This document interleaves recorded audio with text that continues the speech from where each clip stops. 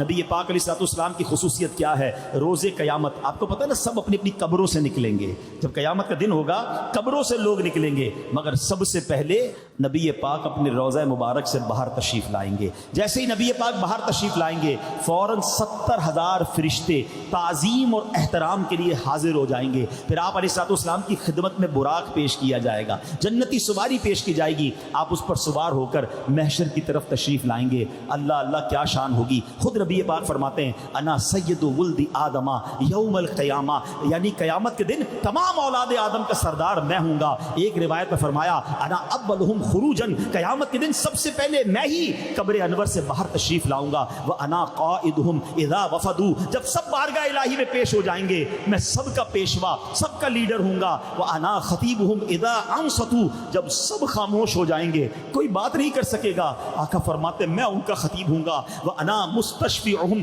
اذا حبسوا، جب انہیں روک لیا جائے گا حساب کتاب شروع نہیں ہو رہا ہوگا میں ان کی شفاعت فرماؤں گا. وانا مبشرہم اذا ایسوا، جب سب مایوس ہو جائیں گے میں انہیں خوشخبری سناؤں گا. الکرامۃ والمفاتیح یومئذ بیدی، اس دن بزرگی اور عزت بھی میری ہوگی اور جنت کی چابیاں بھی میرے ہاتھ میں ہوں گی. وَأَنَا أَكْرَمُ وَلَدِ آدَمَ عَلَىٰ رَبِّي، اور میرے رب کریم کی بارگاہ میں تمام اولاد آدم سے بڑھ کر عزت بھی میری ہی ہوگی. اور فرمایا اس روز 1000 خادم میرے ارد گرد ہوں گے، یوں لگے گا گویا بکھرے ہوئے سفید چمکدار موتی ہیں. حدیث پاک پر فرمایا بِيَدِي لِوَاءُ الْحَمْدِ، قیامت کے دن حمد کا پرچم میرے ہاتھ میں ہوگا. تحت آدم فمن دونہ، حضرت آدم علیہ السلام اور ان کی اولاد ساری مخلوق جو ہے میرے پرچم کے نیچے ہوگی. اللہ اکبر. وہ قیامت کا ہولناک دن جب یہ زمین تانبے کی زمین سے بدل دی جائے گی، جہنم قریب کر دی جائے گی، سورج 10 سالوں میں جتنی گرمی برساتا ہے اتنی گرمی اس میں جمع کر دی جائے گی اور سروں کے بالکل قریب کر دیا جائے گا. رب قہار بھی غضب فرمائے گا، لوگ پسینے میں بھیگ رہے ہوں گے.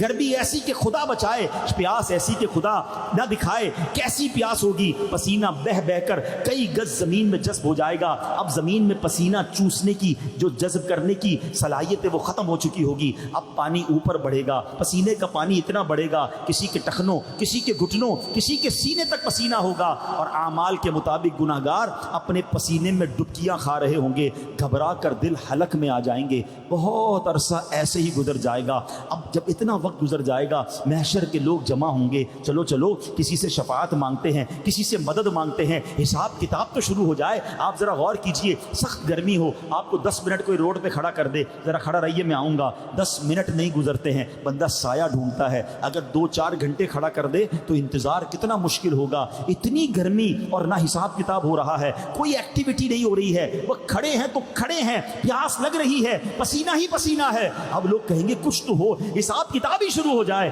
کہاں کس کے پاس چلے؟ اہل محشر مشورہ کریں گے کہ چلو حضرت آدم علیہ السلام کے پاس چلتے ہیں، آپ کو رب نے سب سے پہلا انسان بنایا. سب وہاں جائیں گے، کہیں گے یا ابل بشر، آپ ہمارے والد ہیں، آپ ہماری شفاعت فرمائیے. حضرت آدم کیا کہیں گے؟ نفسی نفسی اذهبوا الی غیری، کسی اور کے پاس جاؤ، آج رب نے ایسا غضب فرمایا ہے پہلے کبھی نہیں فرمایا، میں تمہاری کوئی مدد نہیں کر سکتا. اب یہ محشر جو ہے ڈھونڈتے ڈھونڈتے حضرت نوح علیہ السلام کے پاس جائیں گے اور کہیں گے حضور آپ ہماری مدد فرمائیں. کہیں گے اذهبوا الی غیری، کسی اور کے پاس جاؤ، میں آج تمہاری شفاعت نہیں کر سکتا. حضرت ابراہیم خلیل اللہ کے پاس جائیں گے، وہاں سے بھی یہی جواب ملے گا. حضرت موسیٰ کے پاس جائیں گے، وہاں سے بھی یہی جواب ملے گا. آخر میں حضرت عیسیٰ کے پاس جائیں گے، جواب تو وہاں سے یہی ملے گا. تو حضرت عیسیٰ علیہ السلام سے کہیں گے ہمیں بتائیے تو صحیح، ہم جائیں کس کے پاس، کوئی تو راستہ بتائیں، کس کے پاس جائیں. حضرت عیسیٰ علیہ السلام گائیڈ کریں گے، ایسا کرو جناب رسول اللہ کے پاس جاؤ، خاتم النبیین کے پاس جاؤ، رحمت للعالمین کے پاس جاؤ صلی اللہ تعالی علیہ وسلم، وہی تمہاری مدد فرمائیں گے. اب یہ محشر والے ٹھوکرے کھاتے کھاتے انبیاء کے پاس گھومتے گھومتے ہمارے آقا و مولا مدینے والے مصطفیٰ اللہ پاک کے آخری نبی صلی اللہ تعالی علیہ وسلم کی بارگاہ میں آئیں گے. جب وہاں پہنچیں گے تو وہاں سے یہ نہ کہا جائے گا اذهبوا الی غیری، کسی اور کے پاس جاؤ. سنو میرے آقا وہاں کیا فرمائیں گے؟ انا لہا انا صاحبکم، اے میرے امتیوں آ جاؤ، آج میں اسی دن کے لیے ہوں، میں تمہاری شفاعت فرماؤں گا. اللہ اکبر. پھر میرے آقا ہم پر کتنی مہربانی فرمائیں گے، اللہ کی بارگاہ میں سجدہ فرمائیں گے. کیسا تاریخی سجدہ ہوگا، طویل سجدہ ہوگا. آئے ہائے اللہ کو اپنے حبیب سے پیار کیسا ہے. سجدے میں ہم جائیں تو کوئی اٹھاتا تو نہیں ہے نا.